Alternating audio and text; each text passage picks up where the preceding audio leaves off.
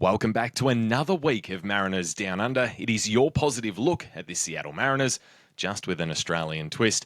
And I'm excited about this week. I tell you what, we're going to break down some of the latest news. We're going to check in on our podcast guest friends, and we're going to see how they're doing within the Mariners minor league system. And like always, we're going to nail down our 3 positive points for the week. But on top of this, we are getting really close to hitting our target for our biggest giveaway yet. So we're going to let you know how we can close that out. We have a huge second giveaway primed and ready to go once this one goes.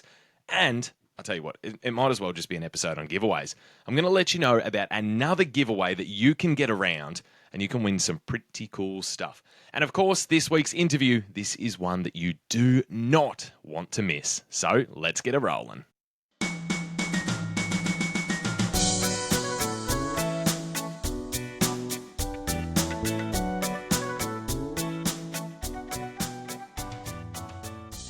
All right, so the boys are back rolling. It was a big 8-0 win against the Red Sox today, and it puts them at 37-35.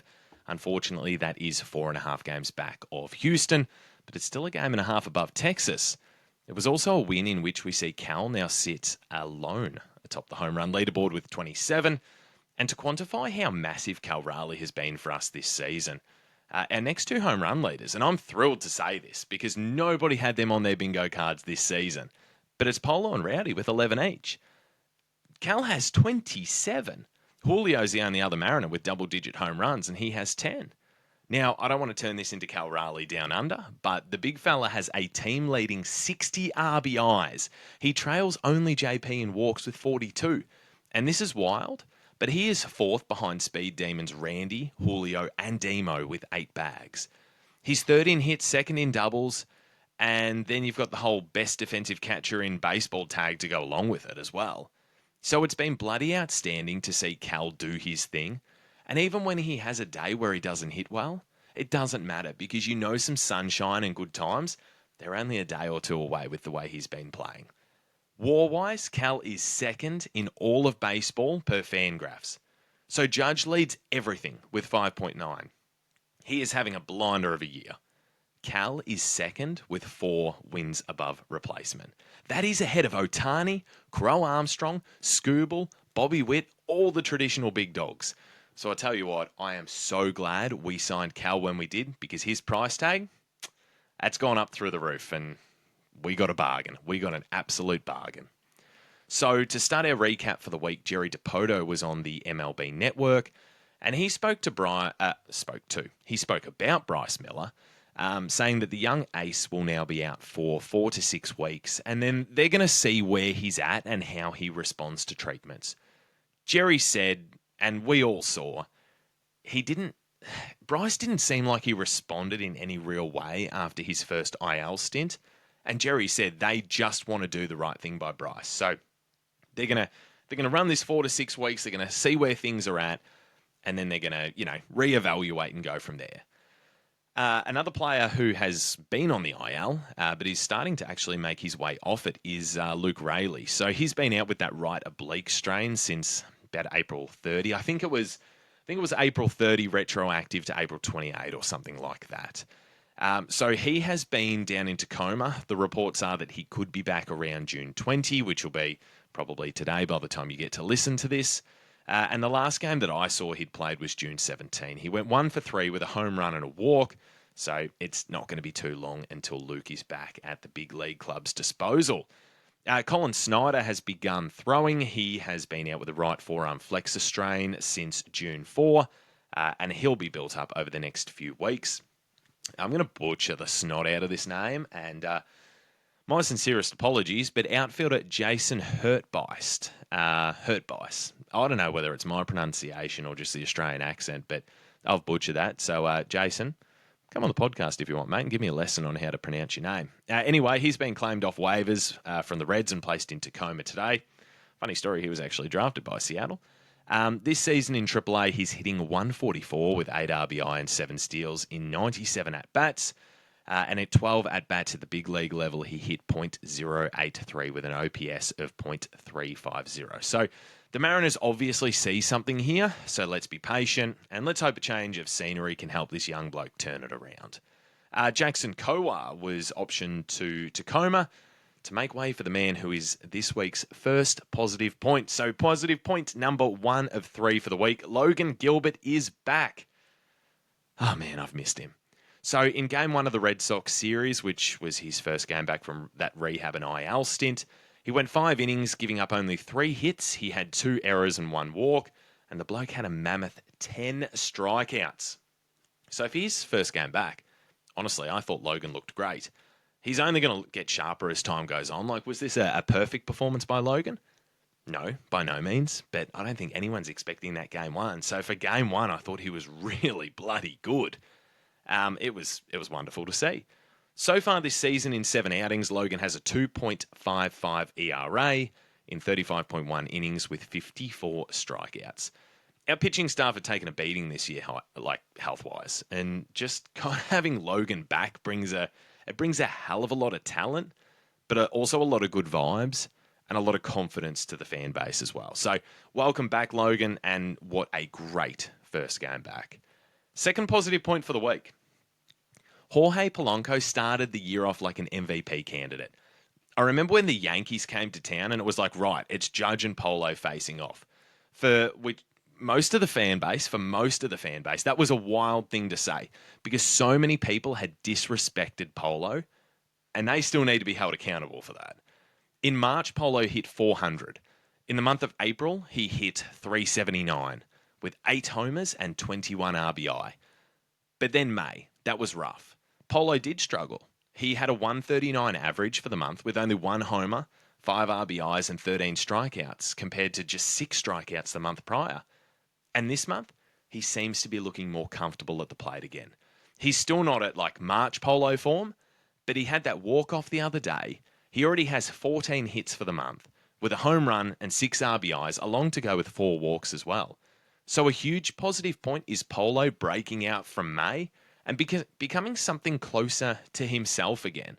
So well done, mate. Well done, Polo. The lineup sure is better with you in it and playing like you can, which is what we're seeing now. You're a quality player, and the Seattle Mariners are a better baseball club when you are, you're doing your thing. Now, this one, JP Crawford. JP Crawford might be one of the most underrated players in baseball right now. He's hitting .294 with an OPS of .824. He has 6 home runs, 29 RBIs, and 5 bags. The man is simply doing it all. This month alone, he is hitting .389. He has 21 hits, 14 walks.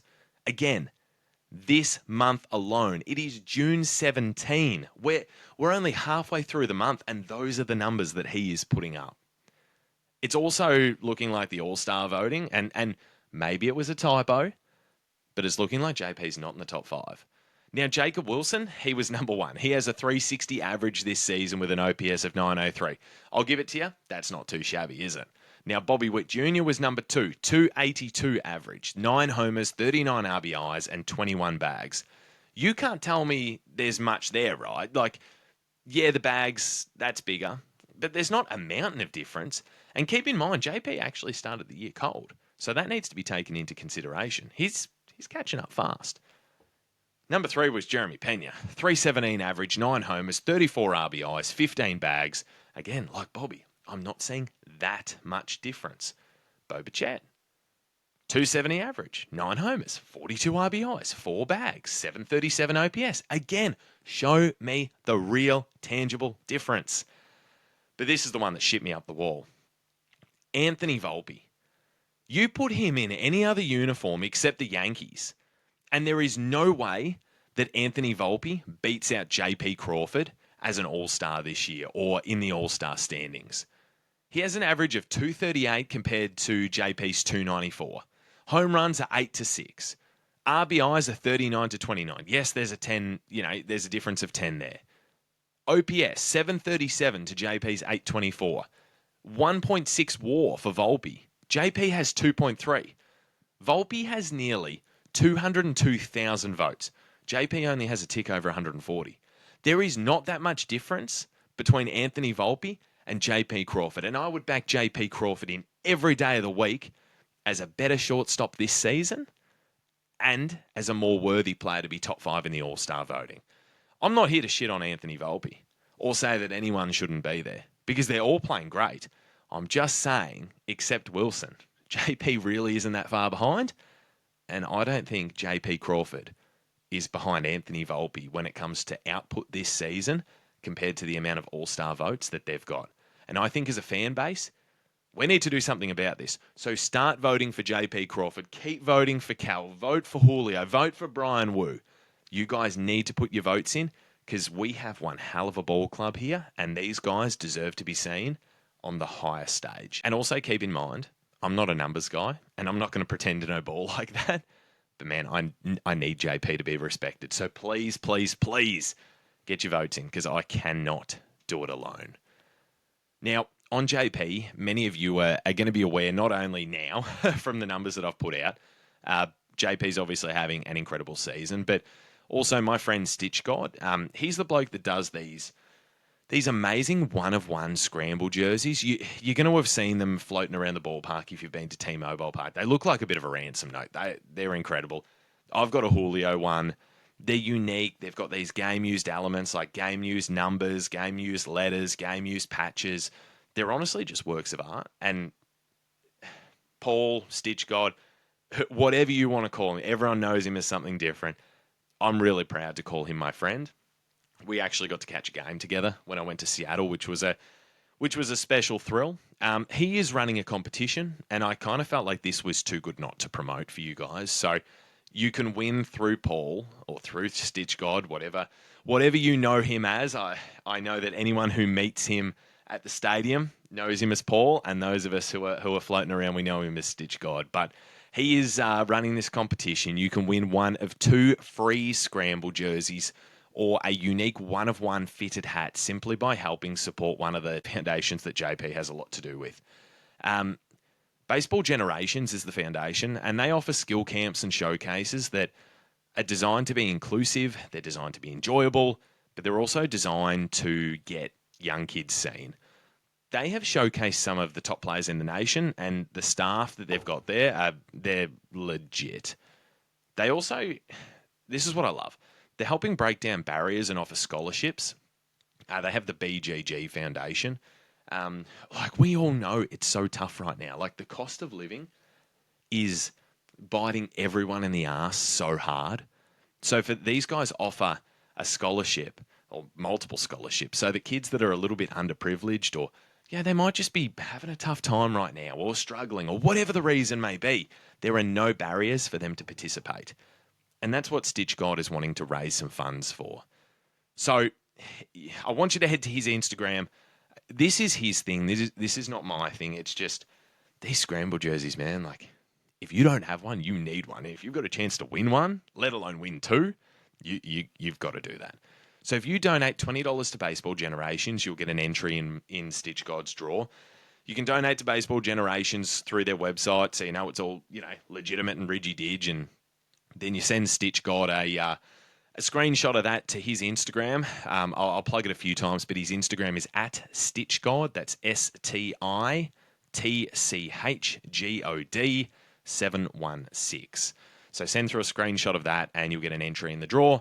And every 20 All-Star votes that you do for JP, you'll get an entry as well. So I believe he's going to draw it after the game on July 6th. That's my birthday, so that's hopefully I'll win something. That'd be a cool birthday present. 3 winners are going to be drawn on Stitch God's Instagram. Now, third prize is a one-of-one fitted hat. Second prize is a JP Crawford captain scramble jersey. And first prize is a scramble jersey of your choice. There's only one asterisk on that. It cannot be a Yankees jersey. He will not do a Yankees jersey. We hate the Yankees. He will not do a Yankees jersey. I will not let you pick a Yankees jersey. Anything else, though, you can go your hardest. So it's $20, guys. It's literally 3 coffees. So you can give up 3 coffees for the week, or you can donate. Get yourself in the draw to win a scramble jersey, which, those things are works of art. These aren't $100 jerseys, guys. You're winning a piece of art. So you can give up your coffees. You can go in the draw to win a jersey. And the good part is you're helping change a young person's life through a scholarship. So let's get around Stitch God. Let's get around JP. My friend, he does incredible community work. This, like I said, this isn't my thing. This is This is his thing. I'm not here to jump on it. I just sent him a message and said, hey, I'm going to promote this on the podcast. Please go to his Instagram again at STITCHGOD716. He's going to be posting all about this tomorrow. Shoot him a DM, get all the details from him, and let's do some good.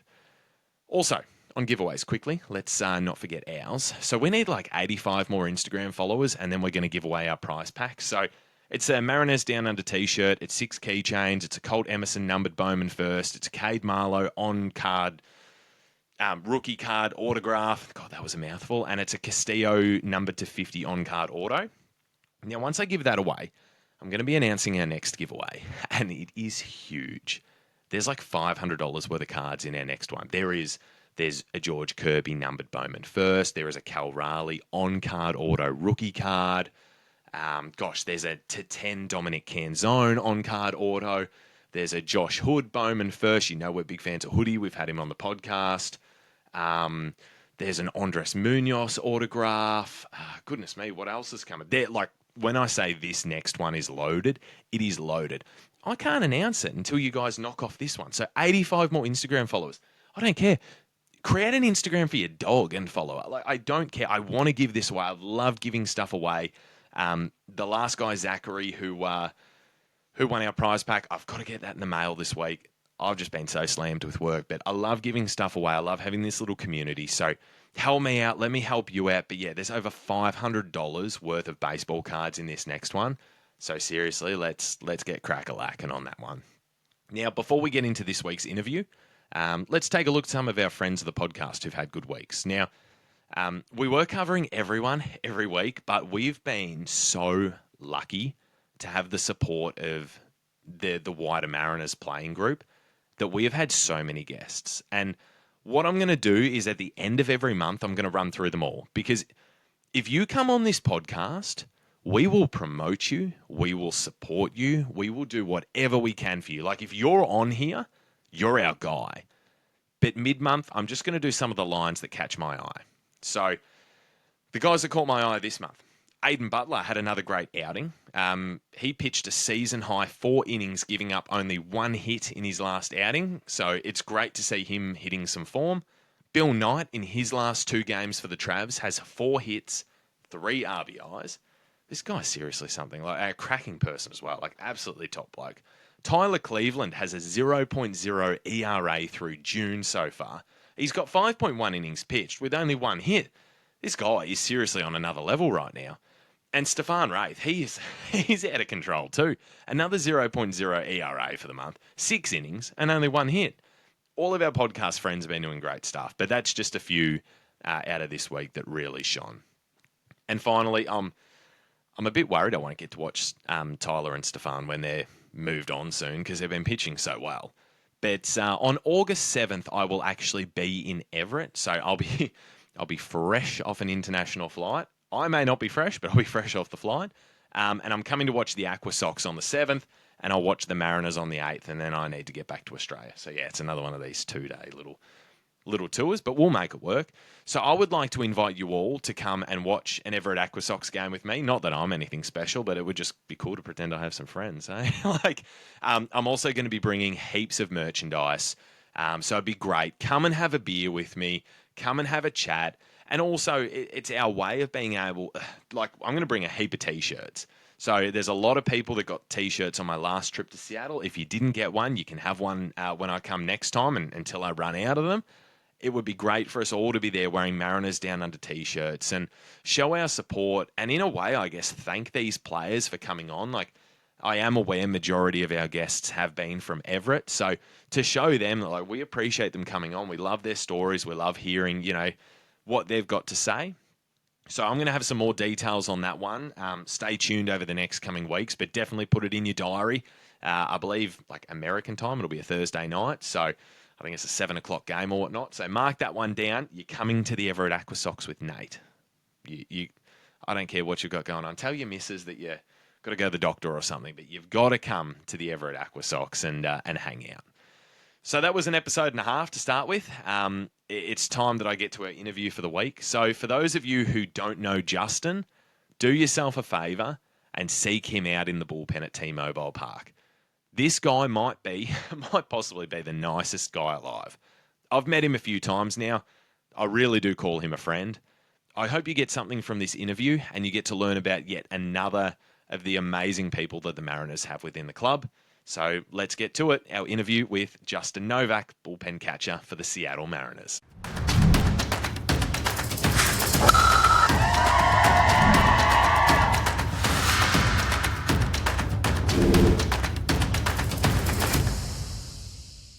So when I started this podcast, I had 3 dream guests in mind. The first was Bryce Miller. The second was a guy who is an icon of the brand, and Mariners fans will know him as Stitch God.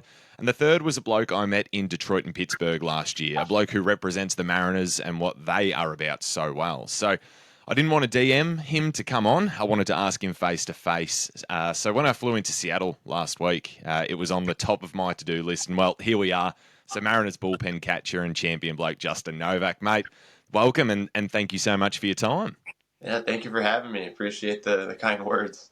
So you've got one hell of a story, mate. But we do need to start at the start. So we're about the same age. So there was no MLB TV, there was no TikTok. It was a different world for us old timers. So if you can think back, what's your earliest memory of baseball and getting involved in the sport? Baseball.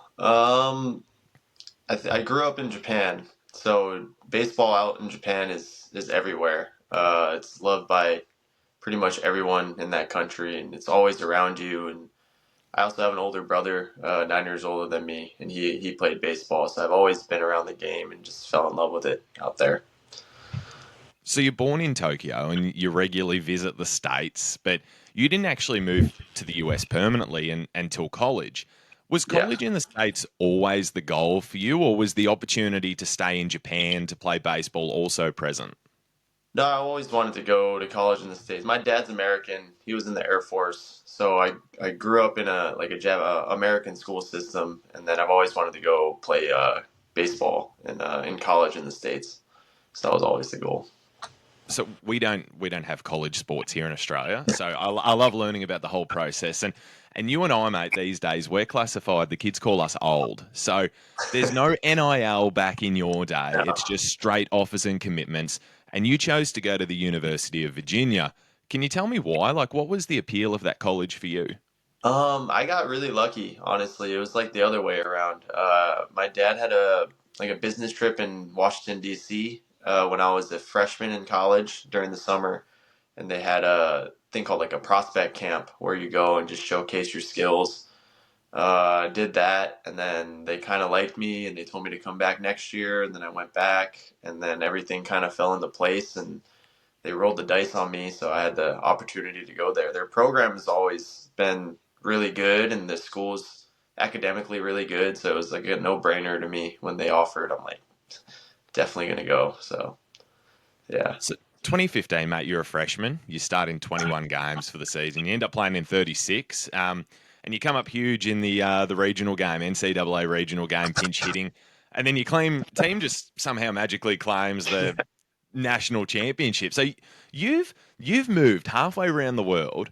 You've claimed the ultimate glory in college baseball. Like, life's pretty good for you. Can you walk me through what you remember from that freshman year? Oh, it was crazy.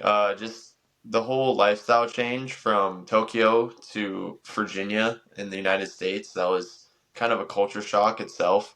But the season itself, it was really eye-opening, really cool. I was a freshman. I was really naive. I was playing a lot. Toward the end, I was kind of just hanging out and cheering on the boys, and we made a we made a crazy run at the end, which was awesome, really memorable. But yeah, they're in the regional. I went in, and got a bunt down, so did whatever I could to Mate, help the team. people say Yeah, there's no place for bunting in baseball. There is a place for bunting in baseball. I don't I care what think they so. say. Yeah. So 2016, 49 games, 2017 and 2018, you start in 44, and college is a pretty good time for you, mate, especially towards the end of 2018. So I think it said you went 12 for 30 and hit 400 over the last 10 games. So if you think about like that experience now for you is all done and dusted and real life is starting to hit you, did you have any sort of plan on what you wanted to do next? I just always loved baseball. So I wanted to do something within baseball. whether if it was playing or not playing or just being around the game was always like that was kind of the only option in my mind. I didn't really think about anything else. I was like, how am I gonna still do the thing I love every day? And I got lucky, and I'm doing something that I love every day right now. So I'm really grateful for how everything unfolded. So it's an internship to start with at the Yeah, MLB office in Japan, and then you get a job as a translator with the Mariners for Yusei Kikuchi, and yeah, it's a job, right? And I know it's serious, but yeah. it's pretty well known that Ichiro was your guy growing up, and now Uh, you've got the potential to regularly see him around. What was what did you feel within your body the first time you saw Ichiro? Like Big Justin is now living Little Justin's full on yeah. dream. No, he's there every day still. He comes to the field. Like Ichiro comes to the field every day, does his routine. He hits in the cages, comes out, throws, and then shags BP, sprints. He every day does the same like meticulous routine, and it's incredible. And every day I get to live my dream. I'm pinching myself. I get to play catch with him sometimes, and I'm just screaming inside when I'm doing that. I'm like, oh my god, just thinking about how, like you said, like 10 year old me would feel doing what I'm doing right now. So it's pretty incredible. I still pinch myself when I see him at the field every day, and he's just a great person that loves baseball. That's the crazy things too. And like they always say like don't meet your heroes, but he's an exception. Like he's everything that you would dream he would be. Hardworking, super nice, and just loves the game of baseball. So it's incredible. So you're now working with Dan Wilson, who's another, Mariners legend. So if we can take maybe Dan Wilson out of it, because you guys have got that professional relationship, is there somebody else? Is there another old head that you've met? Because I remember when I asked you about coming on the podcast, I swear to God, that is the best seat in T-Mobile Park, right next to the Yeah. dugout. And I'm looking and I'm like, geez, there's this guy with his back to me, and I'm like, holy shit, that's Edgar, like standing 30 centimeters away from me. Is there somebody else that you've been like, oh wow, like I'm around baseball royalty? Yeah, I mean, they always kind of flood in and out, and I don't want to bother them, but just the other day, Ken Griffey Jr. was in the clubhouse, and just like walking in front of me, I don't want to be all starstruck because like you're working, but just like oh my God, it's Ken Griffey, like it's unbelievable, like stuff like that, like Edgar being on our coaching staff he's a legend, he's a Hall of Famer, and just like I don't know, it's hard to not be the little fan inside of you, but you take a step back and you're like, this is pretty incredible. The people that I'm seeing every day, and like I'm just grateful to just walk around and be a part of this.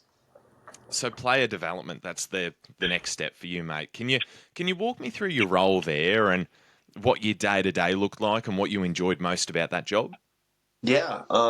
So yeah, I did the translating, and then I was supposed to coach in Everett. I was supposed to be like the fifth coach in Everett in 2020, but COVID happened, so I ended up just going to Arizona during the season and helping out with rehab guys, just kind of helping out. And then 21, I was in Tacoma. It was an incredible year. That was the most fun I had in like my working life so far.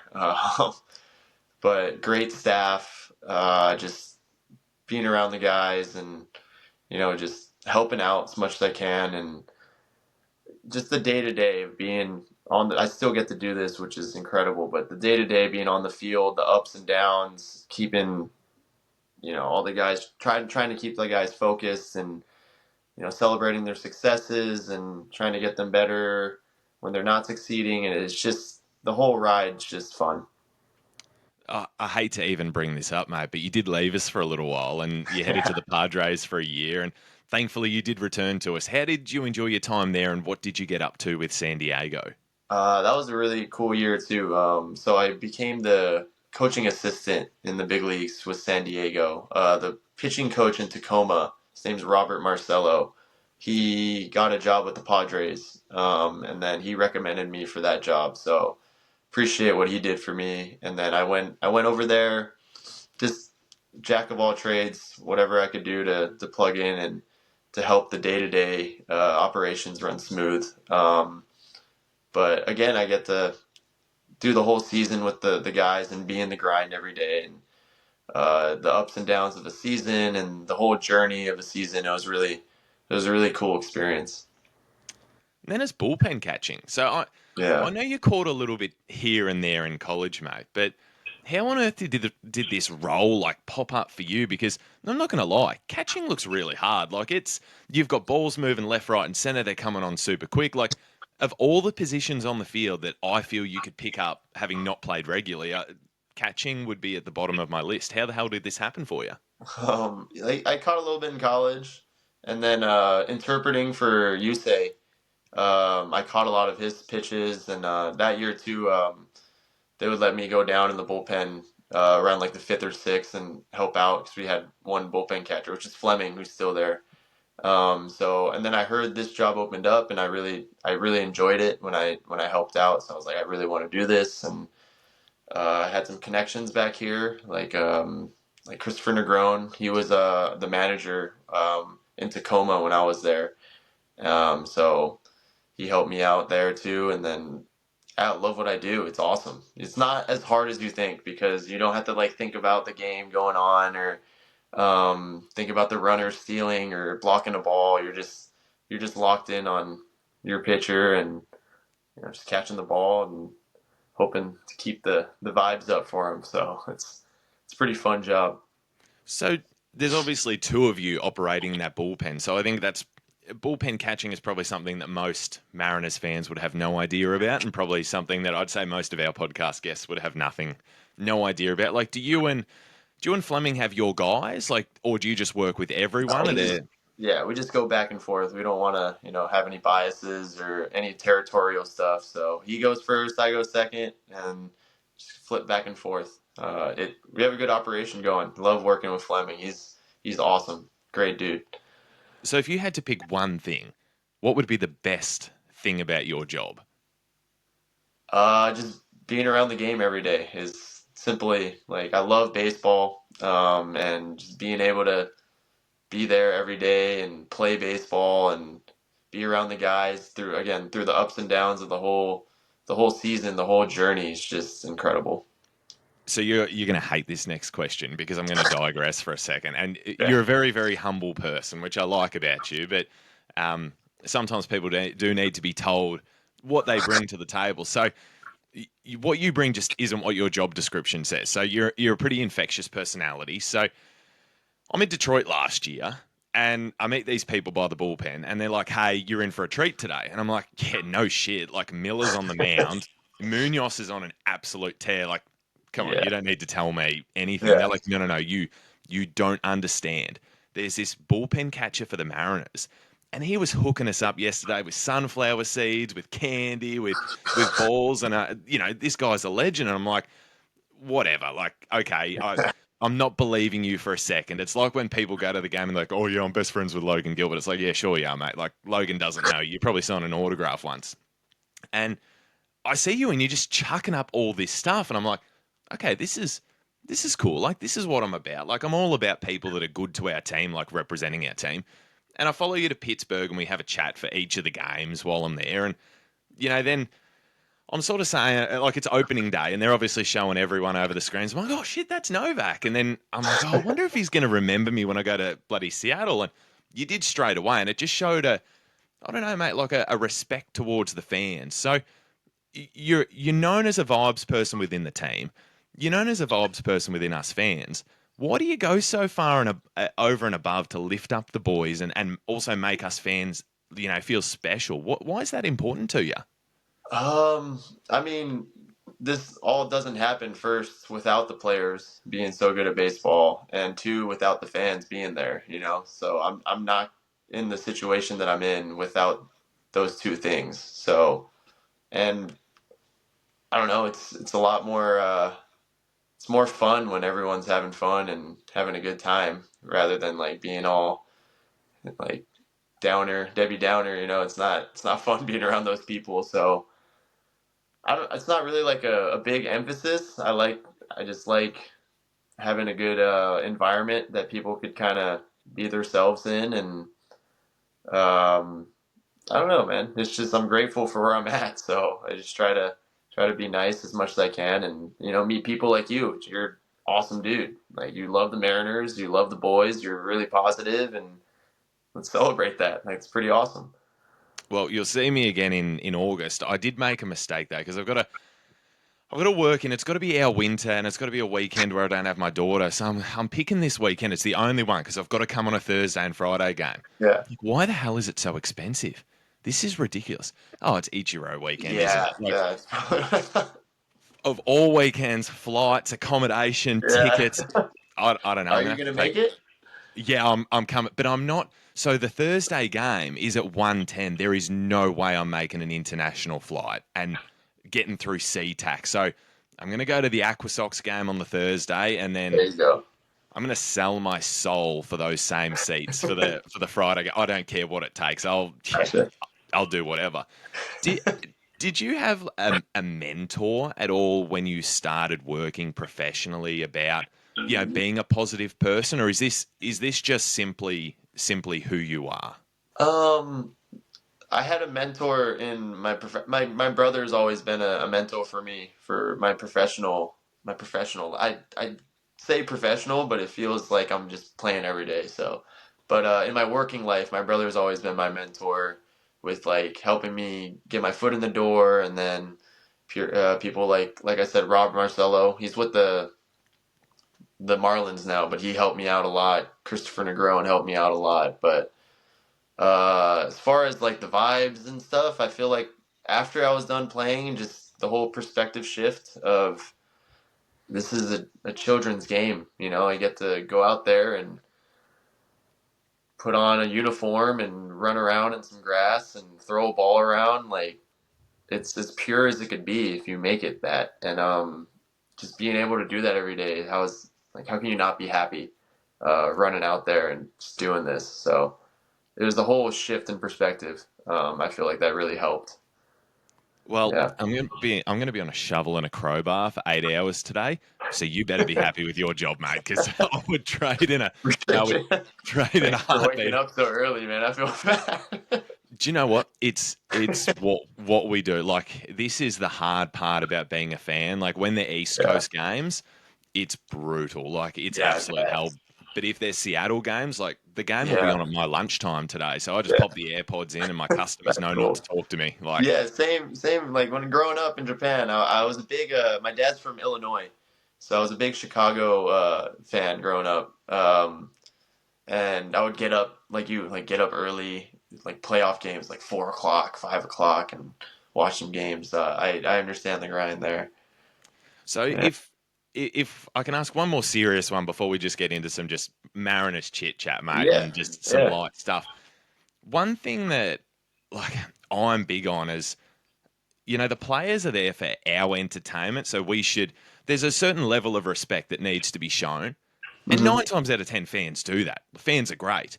But what are just some general etiquette things? I mean, you're there during the day. Like when people are trying to interact with the players or trying to get autographs or what are just some general etiquette things that maybe people should be aware of? Is it like, hey, an hour before the game, like please, like when we're just not able to sign, or what would your recommendation be for people just to be good people?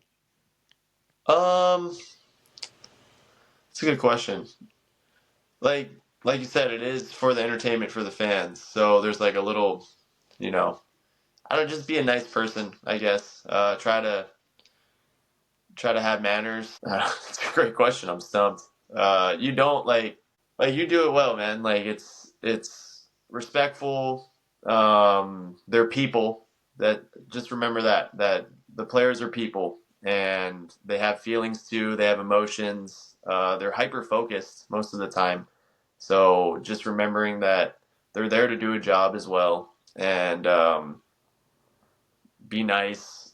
And if you want an autograph, you could ask them. Try. If they don't respond, don't take it so personally. They're focused. So you don't know what it's going like. You don't know what's going on in their life as well. If they could be not performing well and feeling bad. They could be having trouble at home, or they could be having a great day. You just don't know. So just be respectful and be nice. Is there still like I said before, we're old, but I mean, I live in denial. My hamstrings don't, but I live in denial. Is there still part of you that, like, there's a bit of a competitor in there that you're like, you know what? Maybe I should just go to Australia and play for a summer, or, just something like that where the mind is not on the same wavelength of where the Yeah. body's at. I mean, I still want to like play. Like I'll play some like softball games during the winter. Um, I like basketball to keep that competitive mindset, but I get enough of like the competitive juices flowing like during the games, and I don't really have a huge itch to play, but once I do start playing, it's like wow, I can't believe I. It's more like the itch is back once you play again. So yeah, just being there every day just helps with that, I think. Yeah. It was kind of funny because obviously we've got to find out a little bit about people. So we jump on Google and whatnot. And I was like, oh yeah, Justin likes basketball. I was like, oh, I'm going to lock him up. Like, absolutely, that's the one thing I got over you. I I do want Definitely. to I do want to ask this question. So when I come over, I don't know what this tipping is, mate. I don't know what Yeah. these gratuities are. Like, that's rubbish. Just pay your people properly, and I wouldn't Yeah. have to be so confused. So, and that's me coming from, I suppose, an English speaking country and everything. So, when you are a translator for somebody, are you also like a bit of a life guide? Are you a friend sometimes? Are you a confidant? Does that just go beyond the professional side? Is it Yeah. also a personal side too? Definitely. It's a hard job. Personally, like I didn't enjoy it as much. That's why I switched right away to be totally transparent. But yeah, you're there every day with your guy. Um, Friend, sometimes most of the times off the field, it's just it's the whole thing. And I have a lot of respect for people that to do it. It's yeah, it's fun as well. It's not all like shitty.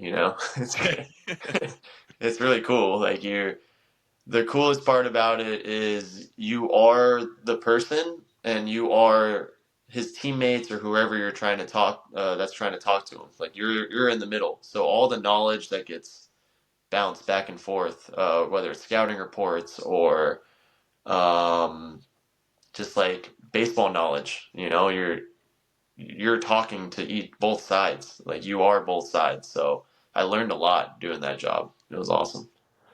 So a bit of a hypothetical question for you here. So you see and you deal with. I'll stand on business. It's the best pitching staff in baseball, like without a doubt. And then we've got some weapons in the bullpen too. So we've got the best slider in baseball. We've got the best closer in baseball. Hypothetically, you're in a do or die situation, and you just need one strike, not even an out, just one strike, and you get to live. Are we woo fastball? Are we brash slider? Are we Gilbert? I don't know. Everything. Who and what Just one pitch are you? pitch, One pitch and it's saving your just first life. It's strike.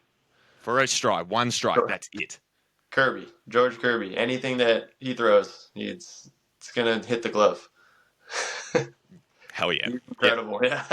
That 14Ks the other day, I was Yeah. like he's back. Yeah. It's so good to see. Yeah. Um, you're working with two really elite catchers.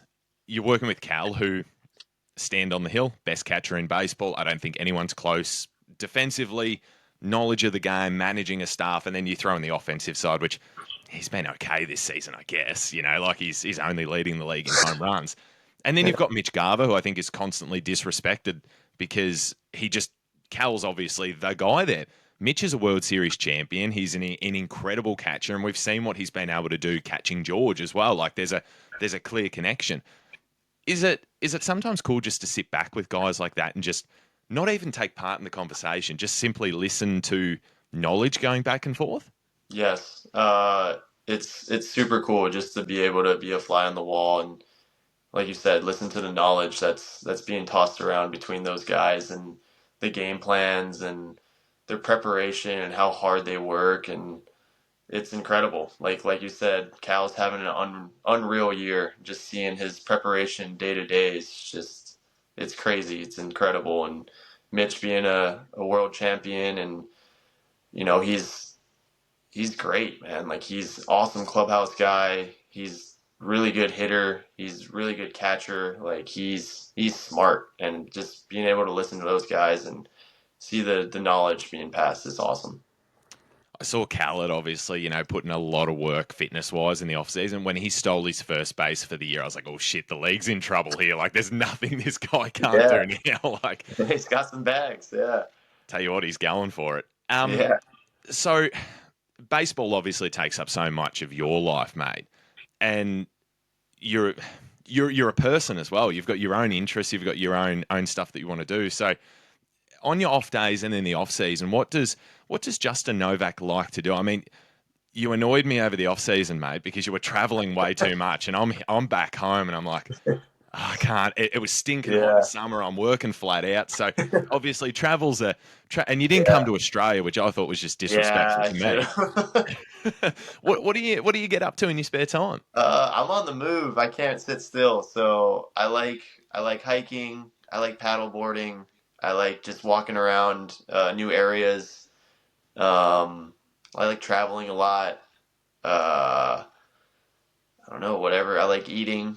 Um, just kind of on the move. Like playing baseball. I go to the field a lot on the off days to catch a bullpen or play catch with someone. But just anything that's active outside. I'm a big outdoors person, I think. Not like super hardcore with like, I do like camping, but not like a super hardcore outdoor person, but I just like being outside. Well, I gave you a cricket jersey this year, so Yeah, I'm expecting you to been come at rocking some stage and watch some them. cricket, mate. Oh, look, I would invite you to come and watch baseball here, but I'm pretty sure our league just folded and went bust. So we'll just have to stick with cricket, I reckon. So That's all right. look, I'll always speak highly of you. You're a class act. You're somebody that because baseball's my whole life. I just work here. I be a dad. I come over, and I feel like when I come over, it's a week or it's a couple of days. Like I usually now just get to come in for 2 days, which is crazy because I fly for longer than I'm in on the ground. But I class you as a friend because when I'm at the baseball, that's when I can be myself. But for people that haven't had the pleasure of getting to know you, who's Justin Novak? What would you like when people look at you, when Mariners fans look at you? What would you like them to know about you? That's a good question. Um, I just love baseball, and I'm happy to be there, and I'm grateful for everything right now. So just come say hi. Um, I'll try to get you a ball. If I'm in a good mood, sometimes I'm not in a good mood, so I'm sorry.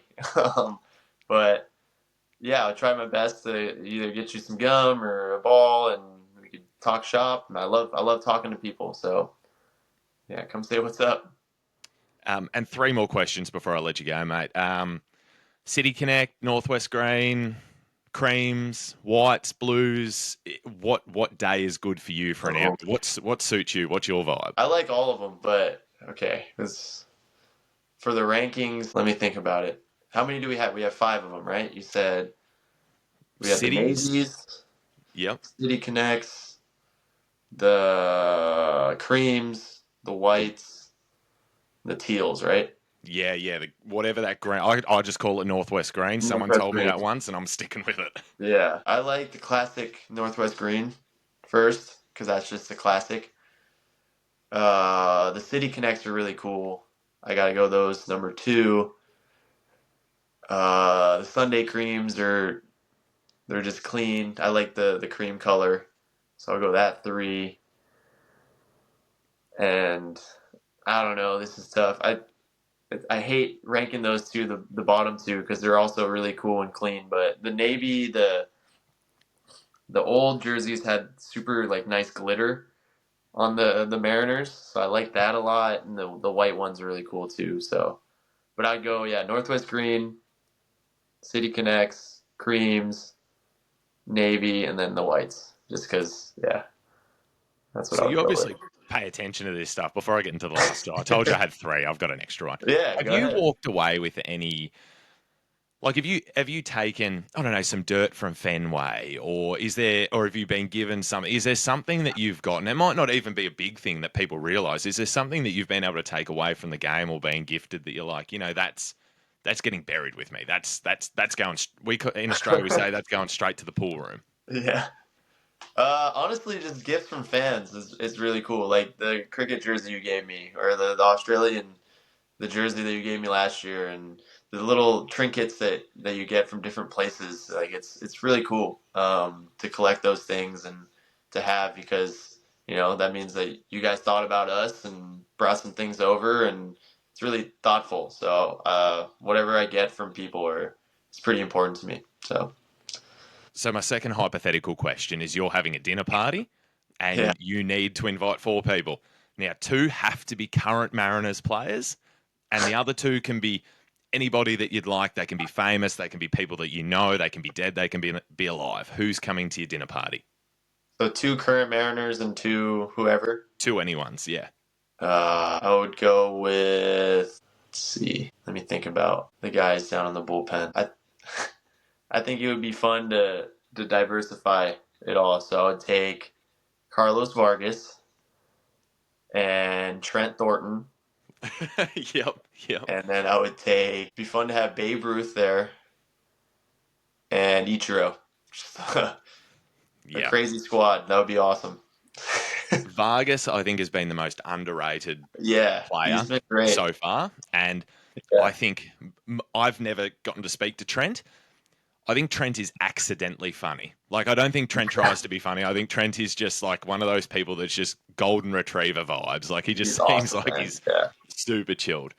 great Now, guy. finally, I know you collect the t-shirts, mate. We do things different. So we've got these keychains. This is Logan's one, Sick. and they're their baseball cards. So I've got the entire starting rotation here for you, and I've got Munoz. I've got to get some brashes in, so I'm going to post them to you. We're going to look after you. You've already got the t-shirt, but Heck yeah. it's this podcast is hard because we're over here.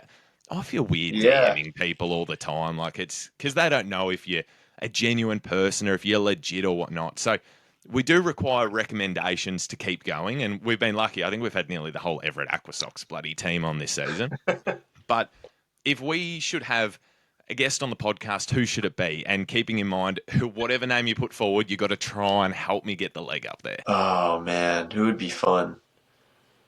I mean, any of the bullpen guys, they're big personalities, so that's fun. Legumina is pretty funny. That he's a good dude.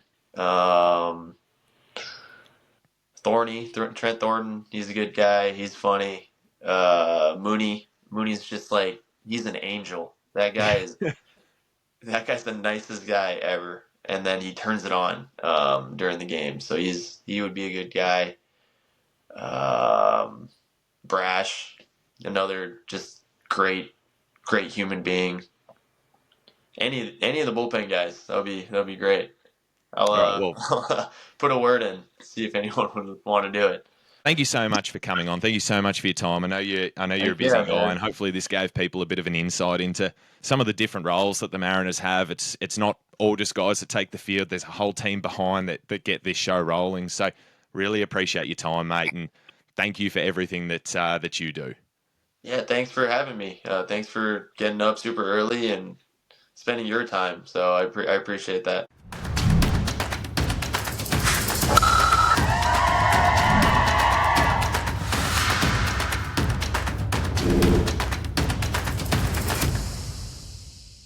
All right, so thanks again for tuning in to another episode of Mariners Down Under.